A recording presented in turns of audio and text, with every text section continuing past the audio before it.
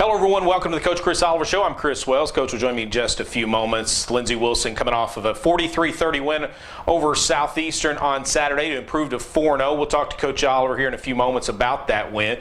Lindsey Wilson back in action this coming Saturday as they travel to Ohio for the first time ever as they'll play at Cincinnati Christian. That is a 12:30 Central Time kickoff. We'll have the coverage, the audio coverage, right here on the Lindsey Wilson Sports Network beginning at 11:45 with our pregame show. Joined by Boone and myself as we get you set for Lindsey Wilson football this coming Saturday from Stargell Stadium in Cincinnati, Ohio. We're going to step away for a minute. We'll come back. We'll talk to Coach Oliver about Saturday's win over Southeastern. This is the Coach Chris Oliver Show on the Lindsey Wilson Sports Network. You know, they would talk about the city on a hill, the beacon on a hill, and that's kind of how I felt Lindsey was. It's, you know, this very metropolitan college, really, when you look at the student body and how diverse it is, in the middle of this rural community. But it's certainly that school that is in the midst of that transformation to something way beyond what any of us could ever hope for or imagine a small college to become. Welcome back to the Coach Chris Oliver Show. I'm Chris Wells. Coach joins me now. And Coach, anytime you get two teams together with the type of offenses that Southeastern and Lindsey has, you expect a shootout. And we talked a little bit about this in the pregame. Was it going to be a shootout? Was it going to be, a defensive struggle, whatever? I think it was a little bit of both at times. But what it was that maybe surprised me a little bit was it was a very physical game. Yeah, not just because of the sheer numbers of plays, that certainly goes into it, but the style of play. They came in the top two rushing teams in the nation. So even though they're spreading you out sideline to sideline, they still want to run the football. And we did a good job of running the football ourselves, and including 4-minute drill at the end and a big touchdown run there on the next to last possession. So it was just a physical football game. And you're right, sometimes people think spread football, and you kind of get that tag, and you think that it has a lack of physicality, but certainly that's not always the case, and it wasn't on Saturday. Did this game live up to what you and your coaching staff thought it would be going in, as far as we know what they've got, we know what we've got? Was there any surprises about Saturday's game? Well, I think we were very confident going in, but we knew that they were a very difficult team to beat. They were going to be a big challenge for us. So none of that really caught us off guard. I think it was what we expected, and I think our guys played really well. We did a great job of handling adversity because we knew that Southeastern, they were going to make their plays. You're not going to shut out an offense like that. And their defense is very formidable. And we thought that we had some opportunities in special teams that we talked about before the game. Guys did a great job of executing those things. So I don't want to say we expected all of those things to happen, but it did play out in a lot of ways like we thought that it could. I want to talk about each segment of the game. We'll start with special teams because it was phenomenal. Just going down the list, Blake Ingleton with a 99-yard touchdown kickoff return. Jared Doherty, who was Special Teams Player of the Week in the Mid-South Conference, went 3 for 3 in field goals, which tied a program record. Hunter Lovell, 48.8 yards average on the punt, including a program record 74-yard bomb. And that wasn't – there was a little bit of roll to it, but it was an absolute bomb. And then again, your kick coverage was phenomenal. Their starting position was the 25-yard line.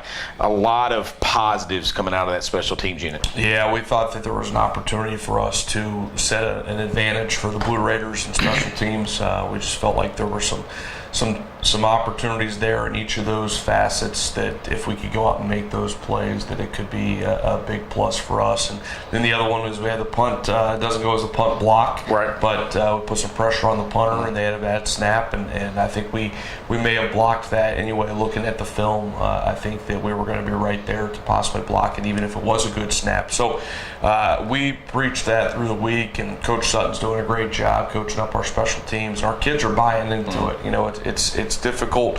You're out there playing offense and defense, and defense is taking 96 snaps, and on a day like that, and then you have to go out and buy into special teams, and it's so easy to get in that mindset of this is a playoff, and that's not how we do it in our program. It's such an important facet of the game, and we work on it a lot, and it paid off on Saturday. That and the turnovers, that was the difference in the game. you bring up a great point. I see this team, every play of every game, home, away. I get to watch some of their film during the week, and this special teams unit, they are as excited to play special teams. I know it's a mixture of offensive, defensive guys, but they're just as excited to go out there and try to do something special on special teams. And I think that goes a long way. When you enjoy doing something you're going to do it better, and I think that goes a long way.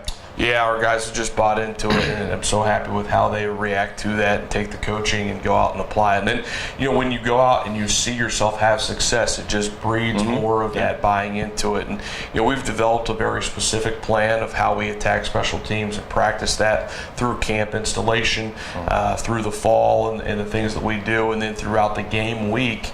We really believe in our process, but it takes the kids buying into that, and they are. 4 takeaways during the game, one of which Coach Oliver just mentioned on that punt. It goes down as a takeaway. 3 interceptions to go along with that. You challenged your secondary this week. You want, because of the Southeastern, the way they like to spread you out and then run the ball, you challenge your secondary. You're going to be on an island a couple of times out there, and they really stepped up. Yeah, we knew there was going to be a lot of opportunities for Southeastern to have some one-on-one matchups down the field. And, we went into the game saying, we need to be devoted to stopping the run. We can't allow them to average 8 yards a carry or whatever it was coming into the game that they were. So that was something that you got to give something to get something. In that case, when they are literally having one wide receiver on one sideline and the other receiver on the other sideline, they're spreading you out sideline to sideline in order to run the football. You're putting your secondary on an island a lot. I thought our guys played really well. So there's a couple we'd still love to have back and things that we can be better at. But overall, our secondary played well, and we forced them to beat us through the air a little bit, and that didn't happen. One of the things that I wouldn't say concerned me, but just one of the things you never know going into is you can't replicate that type of speed during practice during the week. Yeah. But I thought for the most part that their first 4 possessions resulted in a field goal, then the turnover on the punt, another punt, and then a turnover on downs.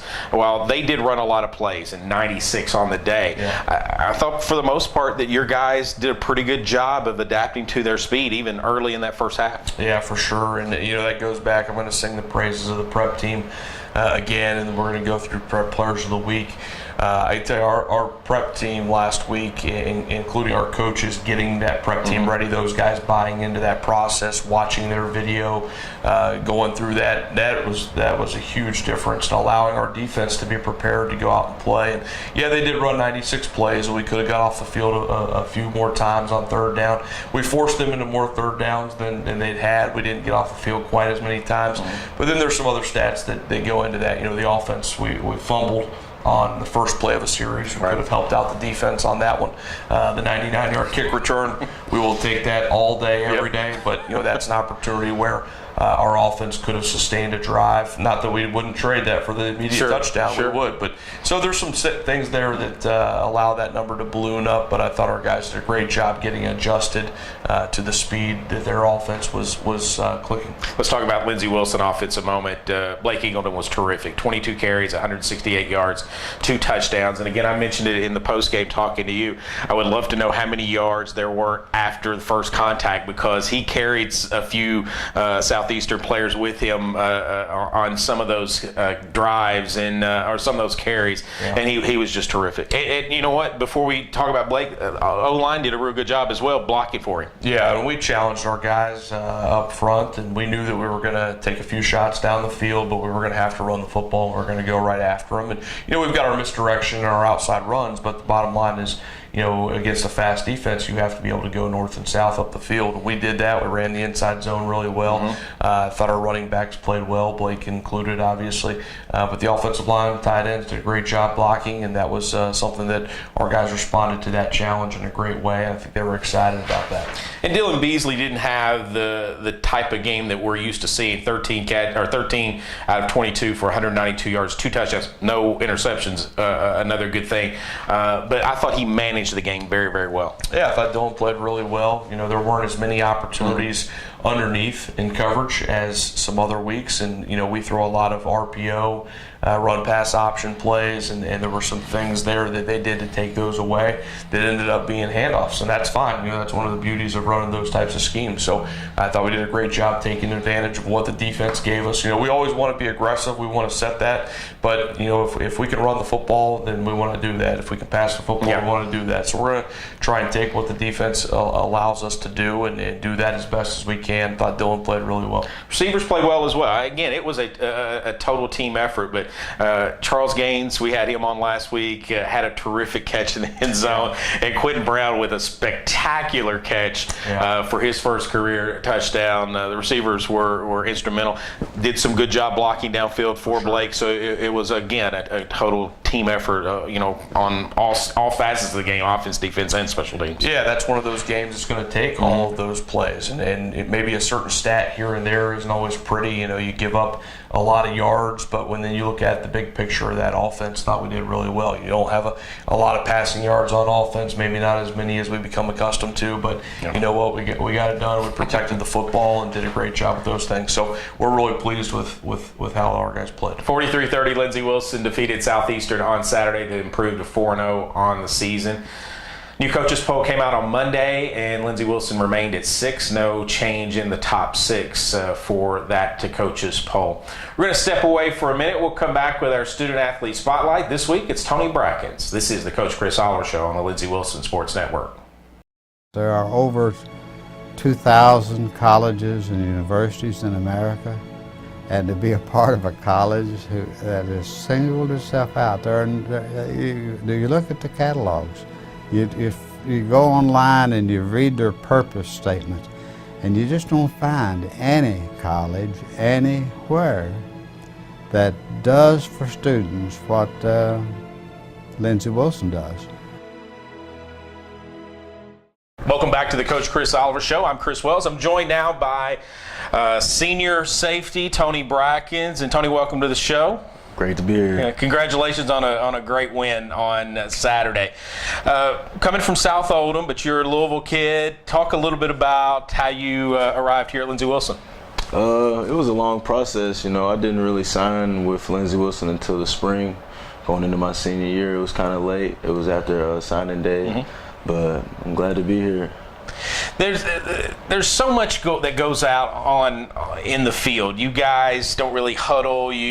But walk us through what you see out on the field. You've got, the offensive line. The quarterback comes to the line of scrimmage. Tell the folks out there what Tony Brackins is seeing with his eyes and what makes you go which direction. It's less with your eyes and more with your ears, honestly. It's all about communication. The defense, we got to be a family. We really got to be communicating everything we see because, it's alignment, assignment football. So, you see what's going on in front of you, and you got to be able to relay with each other, what we're going to do, how we're going to handle business. Who are you talking to? I mean, you're at the safety position. You're obviously not talking to the defensive line too much. I mean, the D-line is probably the only group that I don't really communicate with, but the linebackers, corners, and the other safeties, we communicate all the time. Talk a little bit about Saturday now. Great win against Southeastern. They ran 96 plays against you guys. That's a lot of plays to be on the field. How many of those 96 plays were you out there? Shoot. I can't even recall, but it was a lot. It was a lot. It was definitely a lot. This team spread you out probably more than any team. I mean, they had guys lining up, receivers outside the numbers, sideline to sideline. That was a challenge on Saturday, wasn't it? Yeah, it's a very explosive offense, and we had to really debate on how we wanted to approach things. Very high power, and they had a lot of good players, good competition. We knew they were going to make good plays, but we knew we just had to counteract with our own. The coaching staff really challenged the secondary this past week because, they spread you out. Southeastern spread you out to try to still run the ball. They threw the ball and they did a good job, but their primary thing is to run the exactly. So you guys were challenged as a secondary, and you really stepped up to the challenge. Yeah, a lot of players. We always talk about we want that one-on-one action. We want to be like Revis out there on the island. So we finally got our chance to get one-on-ones, and we did pretty good. I'm sitting next to a guy who's had a phenomenal career at Lindsey Wilson. He shares the all-time record, single-season game record with 15 tackles in the game. Recorded his 200th career tackle on Saturday, passed Eric Shaw for third all-time. You played with Eric your first year, his last year, right? Yeah, Shaw's my big dog. For sure, look up to him. There's a lot of that in Lindsey Wilson, isn't there? In this program where and I think you're doing it now. You're taking some guys under your wings and you're teaching them the ropes, basically. Passing the torch. Absolutely. Passing the torch. What does that mean for you, where you did it your first year with Eric Shaw, and now you're doing it to the likes of Mark Pruitt and some of the other guys in the secondary? Honestly, you never see yourself in those shoes. When you get there, you never think about yourself being that top dog, and then boom, it's there. You gotta take control. You guys had 3 interceptions, 4 takeaways total because of the special teams. Mm-hmm. You play a little special teams yourself. I know you guys are a cohesive unit on defense, but special teams is just as important. It's a major facet of the game. Yes, sir. Yeah, we're a little rowdy bunch out there, and everybody's trying to make plays, go hard. And that's all we're trying to do, make plays. Finally, I want to talk to you a little bit about your freshman year when you were in. You play a little cornerback. Now you're a safety. Talk about the differences in the 2 positions. I couldn't say one position is harder than the other. It's just a different world. It's more one-on-one action at corner, but then at safety, it's really you got everything under your wing. So it's a lot to see. It can be a lot out there for some people. It can be too much to handle, but. You handle it okay? Yeah, I love it. I love it. 43-30 on Saturday. Lindsey Wilson moves to 4-0 on the season with a win over Southeastern. Tony, I'll let you get out of here with this one.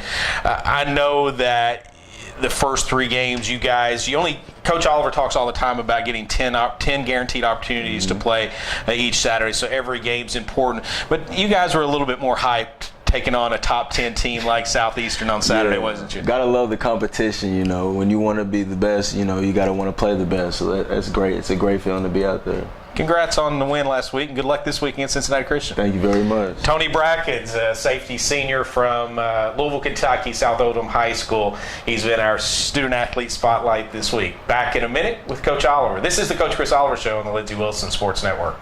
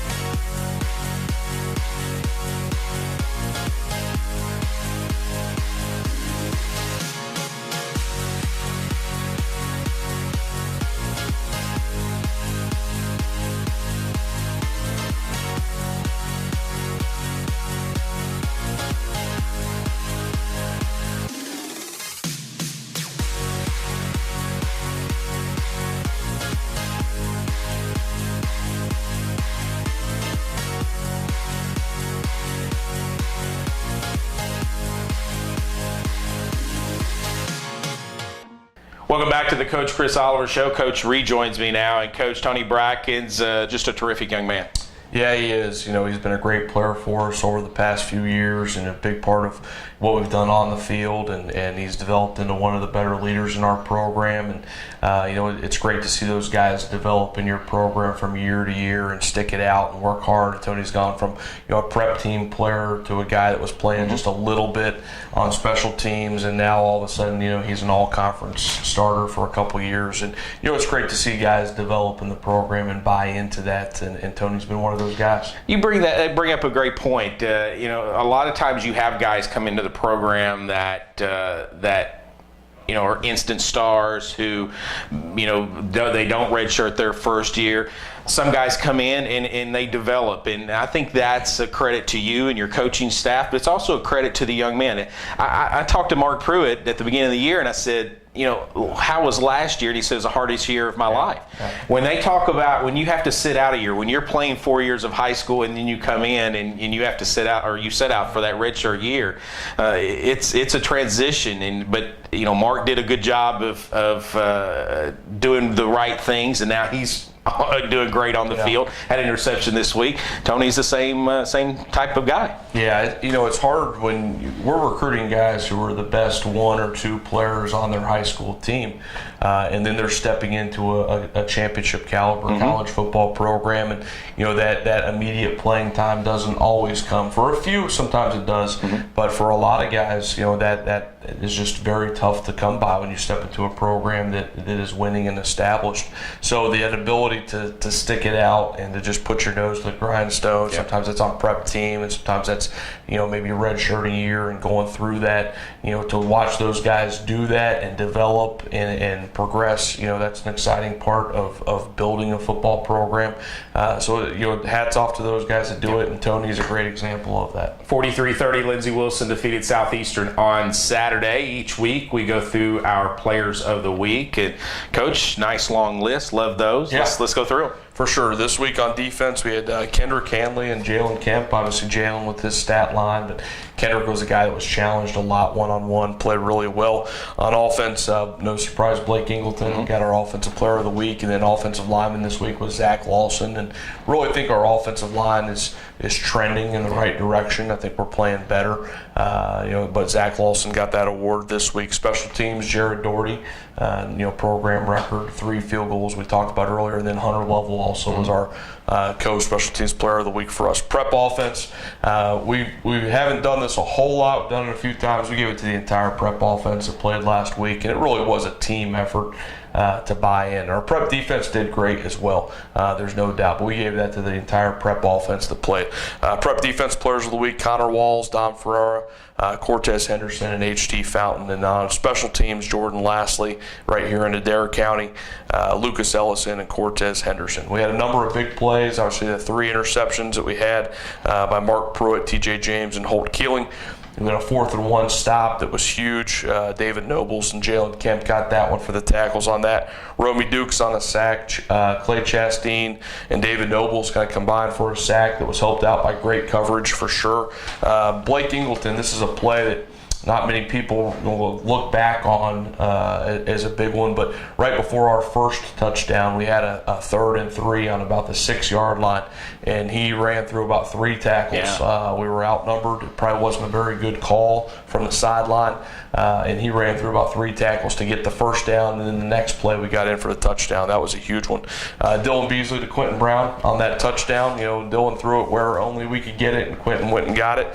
Charles Gaines on a big TD catch that we referenced earlier right before the first half. Mikey Davis had a big double move catch down the field that was a big catch and run. On the the catch by Tyrone Stollard, 2 plays before the 46-yard touchdown run, Tyrone Stollard had a great catch down our sideline. They had a blitzer off the edge. Lou Bunning popped out from our center position to pick that up. So Lou Bunning, Dylan Beasley, and Stollard got one on that one. Blake Ingleton and Marcus Graham on the big touchdown run. That's gonna go into my plays of the year. I'm gonna put that up as a nominee. It's one of our probably all-time O-line highlights. It's just custom made to watch an O-lineman pull out there. Obviously, the kickoff return team on that touchdown, executing that. We talked about that weekly adjustment after the game. And then Hunter Lovell on a 74-yard punt. That was a situation that was 36-30. And he flipped the field. He punted it over their head, flipped the field. We got off the field on defense. That was an absolutely huge punt. Lindsey Wilson wins on Saturday by a score of 43-30 over Southeastern and improves to 4-0 on the season. Coach, this week we head up north to go to your home state of Ohio. This is the first time we've ever played in the state of Ohio. Go to Cincinnati Christian. Second year program. Last year was their first year, 0-11. They're still looking for their first win of the season, and I know that you think, looking at the film, that they've made leaps and bounds from year 1 to year 2, and that's what you expect out of a new program. But is there some concern about coming from such a high of playing a top 10 game into playing a team that is still looking for their first win, but I know what you're going to say before you say it. You only get 10 opportunities, and this is one of them. Yeah, I think every coach in America, if they're being honest with you, would tell you that they're concerned about the mindset of 18 to 22-year-olds in that type of setting. We addressed it quickly. We addressed it immediately after the game. We came back and addressed it on Sunday. And, they are a better team. Obviously, we're the favorite going into Saturday. That's not a secret. But, the bottom line is, whether it's Southeastern or Cincinnati Christian or anybody on our schedule, the only thing that we can control is how we prepare, and that's physically, that's mentally, that's our mindset. So at 1:30 p.m. Eastern on Saturday, where are we mentally? And we've got to be ready to go, because when we show up, we're going to get people's best effort. And that when you have our program at a point where we are, that's going to happen week in and week out. So we've got to be ready to go. I think our guys understand that. We've got to have a great week of practice here and get that under our belt and go up on the road. And I'm excited about having the opportunity to coach a game in Ohio. I looked back at some old box scores. It was November of 2008. The last time I had a chance to coach a game in Ohio, so I'm excited about that and getting that opportunity, and got a lot of friends and family coming, and a number of our players from Northern Kentucky in that part have a lot of people coming to the game, so it's going to be fun. Coach, congratulations on this week's win. Good luck next week. Thanks, Chris. That's LWC head football coach Chris Oliver. Blue Raiders win on Saturday, 43-30 over Southeastern, as number 6 defeats number 10. Congratulations to the entire Blue Raider squad for that win. A special congratulations to Blake Ingle, the Mid-South Conference Offensive Player of the Week, and Jared Doherty, the Mid-South Conference Special Teams Player of the Week. That'll do it for this week's Coach Chris Oliver Show. For Coach, I'm Chris Wells. This has been the Coach Chris Oliver Show on the Lindsey Wilson Sports Network.